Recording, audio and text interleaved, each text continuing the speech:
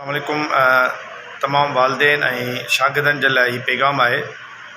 जॾहिं खां रमज़ान जो महीनो शुरू थियो आहे ऐं सरकार जी तरफ़ां असांजो जेको टाइम आहे उहो बि 9 खां पोइते आयो आहे।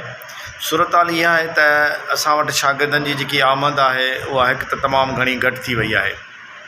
उस्ताद मौजूदु आहिनि, प्रिंसिपल मौजूदु आहे, क्लरिकल स्टाफ मौजूदु आहे, सॼी कॉलेज जी इंतिज़ामिया पंहिंजे टाइम जे हिसाब सां मौजूदु आहे, पर जेको शागिर्दनि जो जेको अचणु आहे उहो न हुजण जे बराबरि आहे। एडमिशन खे ॾिठो वञे त असां वटि जेतिरा शागिर्द मौजूदु आहिनि सिस्टम जे अंदरि उनजो तमामु घटि तइदाद असां वटि मौजूदु आहे जेको अचे पियो।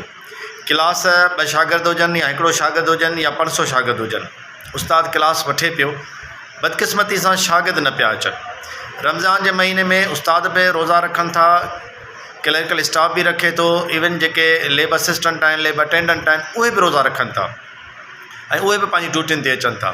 पर असांजो शागिर्द जेको आहे ख़बर न आहे उनजे तरफ़ां या लापरवाही आहे, वालदेन जे तरफ़ां जेको आहे सो यकीनन जेको आहे सो ॿारनि खे उहा नज़र रखण जो जेको अमल थियणु खपे उहो प्रॉपर अंदाज़ में न पियो थिए। अवां पंहिंजा ॿार मोकिलियो, कॉलेज 11:30 बजे ताईं असांजा क्लास हलनि था जेके 7:30 जे हवाले सां हलनि था। प्राइवेट स्कूलनि जी जेकी सूरत हाल आहे, सुबुह जो जॾहिं निकिरंदो आहियां कॉलेज ईंदो आहियां त प्राइवेट स्कूलनि जा जेके रिक्शा हूंदा आहिनि उन्हनि में 5-5, 6-6 ॿार हूंदा आहिनि, नंढड़ा मासूम ॿार हूंदा आहिनि। उहे ॿार पंहिंजे स्कूलनि में वञनि पिया ऐं 11, 11:30 ते उन्हनि जी मोकल थिए पई, वापसि अचनि पिया। त असां वटि त ॿारु वॾो मेच्योर आहे, मेच्योर ॿार हुअण जे बावजूदि ऐं उन जो तमामु घणो जेको आहे सो ज़िंदगी जो हिकिड़ो हूंदो आहे, ट्रेंड हूंदो आहे त हू कंहिं न कंहिं जेको आहे सो डॉक्टरी, इंजीनियरिंग या कंहिं बहितर जॻह जे लाइ जेको आहे सो हू मूव कंदो आहे। त हिकिड़ी टर्निंग पॉइंट आहे उन ॿार जे लाइ जेको असां वटि 11 ऐं 12 में मौजूदु आहे ऐं हुनखे जेको आहे सिलेक्शन जो जेको आहे सो इशू हूंदो आहे, हुनजी तयारी हूंदी आहे।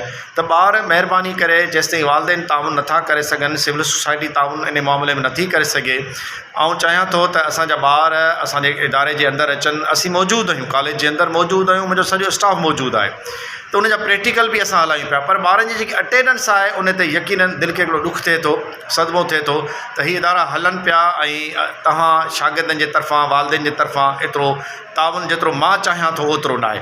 अवां न ईंदो त बि इदारा पिया था हलनि, पर जेकॾहिं तव्हां ईंदो त यकीनन अव्हांखे बि फ़ाइदो पवंदो ऐं असांखे बि ज़हनी ऐं ज़मीर खे सुकून मिलंदो त असांजे हिसे में जेके ज़िमेदारियूं आहिनि उहे असीं तव्हां ताईं पहुचाइण में कोशिशि करे रहिया आहियूं। ज़रूरी न आहे त हर ॿारु इंजीनियर थिए, डॉक्टर थिए, हर ॿारु कामयाबु जेको आहे सो पढ़ाई में थिए, पर जेको असांजो फ़र्ज़ु आहे कोशिशि कयूं था त उनखे बहितर खां बहितर करे सघूं।